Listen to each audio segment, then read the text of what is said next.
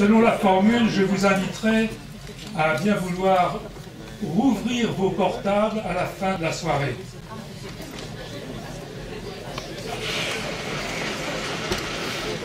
Monsieur le député maire, nous vous sommes très reconnaissants d'avoir bien voulu nous consacrer cette soirée. Grâce à vous, nous disposons d'une belle salle, de moyens techniques et de la bonne volonté et de la compétence de ceux qui mettent en œuvre les moyens, notamment M. Gambini, Philippe Gambini. Le collectif Écoute-Réflexion, tout à fait informel, réunit des Raphaélois, motivés par l'avenir de notre société dans des conditions difficiles actuelles. Son nom l'indique, ce collectif est un travail d'équipe dans lequel chacun a pris sa part. Nous les remercions, de même que les intervenants qui sont actuellement à la tribune, le docteur Aude, maître Avardier et puis M. Pierre-Olivier Ardin, qui vous seront présentés avant leur intervention. Écoute, dialogue et réflexion. C'est ce que nous attendons de cette soirée, consacrée aux implications pour notre société du projet de loi intitulé « Ouverture du mariage et de l'adoption aux couples de même sexe ». Il faut dire projet, parce que cette loi n'est pas adoptée. Une étape a été franchie au Parlement, il reste celle du Sénat, et puis l'avis de diverses commissions, et puis l'avis donné par le peuple français, qui manifeste pacifiquement depuis le mois d'octobre 2012. La mobilisation du peuple français pour préserver le mariage est exceptionnelle. Plus d'1 million de personnes le 13 janvier, 700 000 signatures pour saisir le Conseil économique, social et environnemental, probablement un plus grand nombre encore à Paris le 24 mars. Alors probablement pas sur les Champs-Élysées puisque le gouvernement a considéré que ce n'était pas possible, mais ce sera autre part. Nos représentants politiques locaux dans le département du Var ont fait bloc pour s'opposer. C'est le cas à Saint-Raphaël et nous savons l'engagement de notre député maire ici présent. La fracture est grandissante entre l'idéologie d'une majorité autoritaire et la réalité du pays. Notre société ne va pas bien.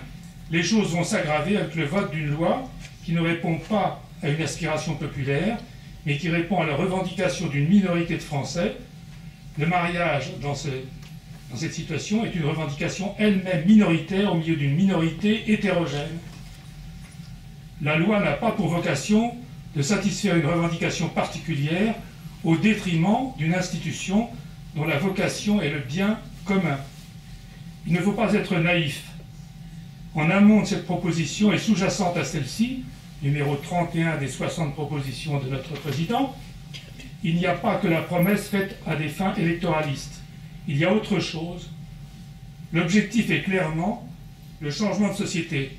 Madame Taubira ne l'a pas caché, Monsieur Payon également, dans sa lettre du 4 janvier au recteur d'académie, je cite « Le gouvernement s'est engagé à s'appuyer sur la jeunesse afin de changer les mentalités, notamment par le biais d'une éducation au respect de la diversité des orientations sexuelles. » Et pour ajouter, dans un paragraphe ultérieur, il exhorte très vivement les instituteurs enseignants à ce que les enfants, les adolescents aillent consulter le site Ligne Azur, que je vous recommande d'aller consulter. Si vous aviez quelque inquiétude sur votre orientation sexuelle, vous apprendrez bien de choses. Mariage pour tous, le slogan est menteur. Quelle société pour demain? C'est la vraie question.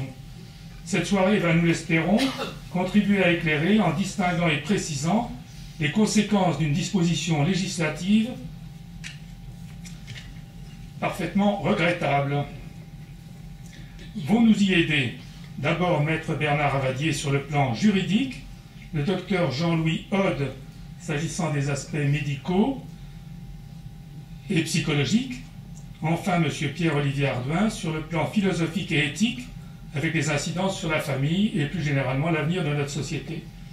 Il ne sera pas possible, évidemment, de faire l'inventaire exhaustif de toutes ces conséquences, et pour cette raison, après les exposés, les intervenants répondront aux questions de la salle.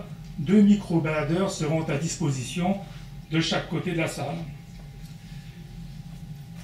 M. Pierre-Olivier Ardin et M. le député maire concluront cette soirée en fin de séance.